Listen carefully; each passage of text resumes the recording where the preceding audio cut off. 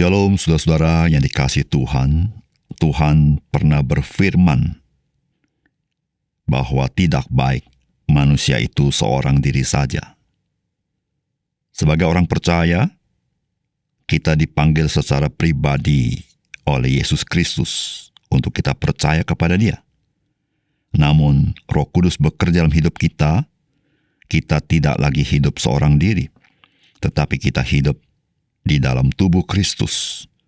Di situ kita bertumbuh, kita melayani Tuhan, dan kita memuliakan nama Tuhan.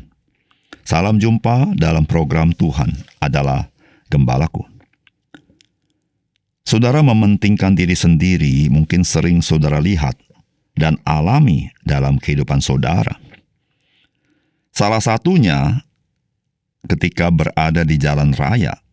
Bagaimana ada pengendara kendaraan mengendarai kendaraannya begitu rupa, seakan-akan jalanan itu adalah miliknya sendiri, karena dia tidak peduli jika dia sangat mengganggu dan membahayakan orang lain.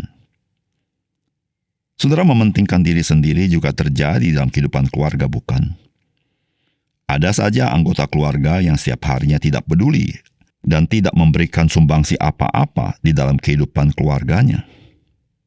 Yang ia mau tahu adalah segala kebutuhannya dicukupi.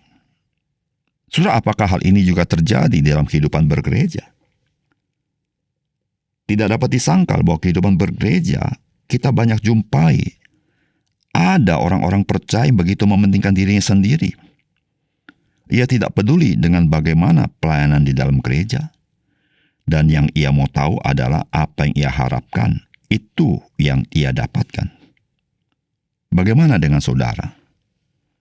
Merasa diri lebih penting dari orang lain dapat membuat kita lupa bahwa tanpa orang lain kita tidak pernah menjadi penting. Jadi, jangan lupa bahwa orang-orang lain itu penting bagi kita. Mari kita membaca Ulangan pasal 1 ayat 9 sampai dengan 18. Pada waktu itu aku berkata kepadamu demikian, seorang diri aku tidak dapat memikul tanggung jawab atas kamu. Tuhan Allahmu telah membuat kamu banyak dan sesungguhnya sekarang kamu sudah seperti bintang-bintang di langit banyaknya. Tuhan Allah nenek moyangmu kiranya menambahi kamu 1000 kali lagi dari jumlahmu sekarang dan memberkati kamu seperti yang dijanjikannya kepadamu. Tetapi bagaimana seorang diri aku dapat memikul tanggung jawab atas kesusahanmu, atas bebanmu, dan perkaramu? Kemukakanlah dari suku-sukumu orang-orang bijaksana, berakal budi dan berpengalaman, maka aku akan mengangkat mereka menjadi kepala atas kamu. Lalu kamu menjawab aku, memang baik apa yang kau anjurkan untuk dilakukan itu. Kemudian aku mengambil kepala-kepala sukumu, yakni orang-orang yang bijaksana dan berpengalaman, lalu aku mengangkat mereka menjadi pemimpin atas kamu, yakni sebagai kepala pasukan 1000, kepala pasukan 100, kepala pasukan 50, dan kepala pasukan 10, dan sebagai pengatur pasukan bagi suku-sukumu.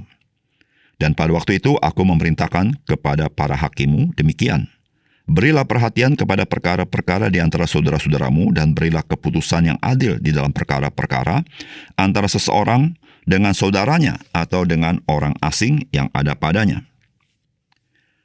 Dalam mengadili janganlah pandang bulu. Baik perkara orang kecil maupun perkara orang besar harus kamu dengarkan. Jangan gentar terhadap siapapun, sebab pengadilan adalah kepunyaan Allah. Tetapi perkara yang terlalu sukar bagimu harus kamu hadapkan kepadaku supaya aku mendengarnya. Demikianlah aku pada waktu itu memerintahkan kepadamu segala hal yang harus kamu lakukan. Saudara yang dikasihi oleh Tuhan, Musa telah memimpin keluar orang Israel dari tanah Mesir. Memang, membawa keluar orang Israel dari tanah Mesir bukan perkara yang mudah.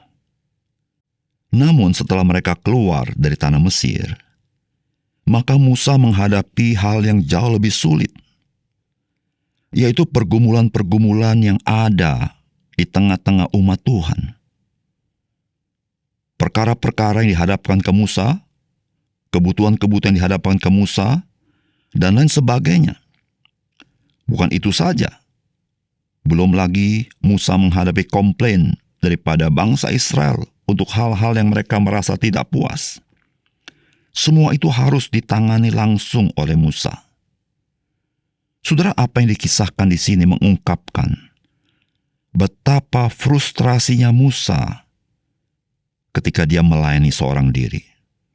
Saudara, apakah pesan firman Tuhan bagi kita? Saudara, kita tidak dapat hidup seorang diri. Kita membutuhkan orang lain dalam kehidupan kita. Saudara, firman Tuhan berkata begini, pada waktu itu, aku berkata kepadamu demikian, seorang diri aku tidak dapat memikul tanggung jawab atas kamu. Tuhan Allahmu telah membuat kamu banyak. Sesungguhnya sekarang, kamu sudah seperti bintang-bintang di langit banyaknya. Tuhan Allah nenek moyangmu kiranya menambahi kamu 1000 kali lagi dari jumlahmu sekarang dan memberkati kamu seperti yang dijanjikannya kepadamu. Tetapi bagaimana seorang diri aku dapat memikul tanggung jawab atas kesusahanmu, atas bebanmu, dan perkaramu? Saudara, apa yang disampaikan Musa kepada bangsa Israel saat ini kemungkinan adalah peristiwa ketika banyaknya komplain daripada bangsa Israel kepada Musa. Dan kemudian juga dapat disejajarkan bagaimana Yitro menasihati Musa ketika Musa dengan jerih lelah menghakimi perkara-perkara bangsa Israel. Dan Yitro berkata, apa yang kamu perbuat ini tidak bijaksana. Bukan saja kamu yang letih, tetapi umat Tuhan pun letih. Disitulah saudara-saudara, Musa menceritakan bahwa Musa berkata kepada mereka bahwa dia seorang diri tidak dapat memikul tanggung jawab seperti itu. Saudara, kita tahu bahwa yang keluar dari tanah Mesir, jumlah umat Tuhan adalah 600.000. Saudara, membawa 600.000 orang keluar tanah Mesir memang tidak mudah. Tetapi hidup bersama-sama dengan 600.000 orang, di mana Musa harus mengurus seluruh perkara, itu jauh lebih sulit. Saudara, disitulah Musa menyadari, sebagaimana nasihat Yitro, agar Musa mencari pemimpin-pemimpin yang lain, yang dibagi dalam grup-grup dengan jumlah komunitas tertentu, di mana mereka membantu Musa. Musa tidak dapat melayani seorang diri. Musa tidak dapat memimpin seorang diri. Musa tidak dapat hidup seorang diri.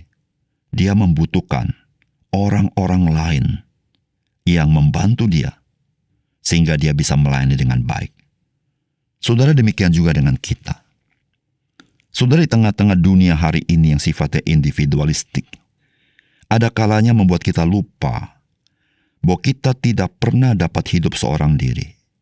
Meskipun saat ini mungkin kita bergaya hidup seperti kita cukup dengan diri kita sendiri. Tetapi jika kita menjadi orang bijaksana, kita akan tahu bahwa kita sebagaimana adanya hari ini bukan semata-mata karena kita semata-mata. Tetapi ada begitu banyak orang yang memberikan sumbangsi atas hidup kita. Seperti orang tua kita, saudara kandung kita, guru kita, teman kita, tetangga kita, dan lain sebagainya. Di situ memberitahukan kepada kita bahwa keberadaan kita itu bukan karena diri kita semata-mata, tetapi begitu banyak orang yang terlibat di dalam hidup kita. Saudara, firman Tuhan dalam Pengkhotbah pasal 4 ayat 9 berkata, berdua lebih baik daripada seorang diri, karena mereka menerima upah yang baik dalam jerih payah mereka. Di dalam kitab Nehemia, pasal 3, ayat 1 dan seterusnya, maka kita mendapatkan bahwa orang-orang yang membangun tembok Yerusalem, itu dikatakan bahwa mereka itu saling berdekatan, di mana mereka mengambil bagian, di dalam bagian mereka itu membangun. Temboknya begitu panjang, tidak mungkin Nehemia melakukan sendiri. Tetapi begitu banyak orang yang ambil bagian dalam tiap tahap tembok itu. Saudara yang dikasih oleh Tuhan, di dalam hidup kita, dalam setiap tahap hidup kita, kita tidak bisa sendiri. Ada orang-orang yang Tuhan kirimkan bagi hidup kita, untuk menjadi terlibat dalam hidup kita, sehingga kita boleh menghidupi kehidupan kita sebagai orang percaya dengan hidup yang memperkenankan Tuhan, dengan hidup yang menikmati hidup ini, dengan hidup yang menjadi berkat bagi orang lain, bahkan membangun orang lain. Oleh karena itu, saudara, ketika kita sadar bahwa kita tidak bisa hidup sendiri, mari kita mengasihi keluarga kita, yang merupakan tempat di mana kita mengalami perteduhan bersama-sama keluarga kita, di mana tempat kita mengalami pertumbuhan di dalamnya. Mari kita mengasihi gereja, persekutuan orang percaya, di mana di dalamnya kita bertumbuh dalam iman kita, di mana di dalamnya kita melayani Tuhan, di mana di dalamnya kita boleh memuliakan Kristus. Mari kita menghargai rekan-rekan kerja di kantor kita, menghargai tetangga-tetangga kita, menghargai teman-teman kita. Saudara, orang-orang di sekitar kita hadir bukan kebetulan, tetapi mereka adalah orang-orang yang dikirim oleh Tuhan untuk menyatakan kasih Tuhan dalam hidup kita, supaya hidup kita dibentuk oleh orang-orang sekitar kita, sehingga kita boleh menyatakan keindahan Kristus dalam hidup kita. Saudara, kita tidak dapat hidup sendiri. Mari kita hidup menjadi berkat bagi orang lain, bekerja sama dengan orang lain, berkomunikasi dengan orang lain, mengasihi orang lain sebagaimana Kristus mengasihi kita. Mari kita berdoa. Bapa surga, terima kasih untuk firman Tuhan yang berharga yang telah kami dengar hari ini. Biarlah apa yang kami dengar tidak berlalu sia-sia, tapi kami hidupi dengan satu kesadaran akan panggilan Tuhan dalam hidup kami. Terima kasih Tuhan, dalam nama Tuhan Yesus kami berdoa. Amin.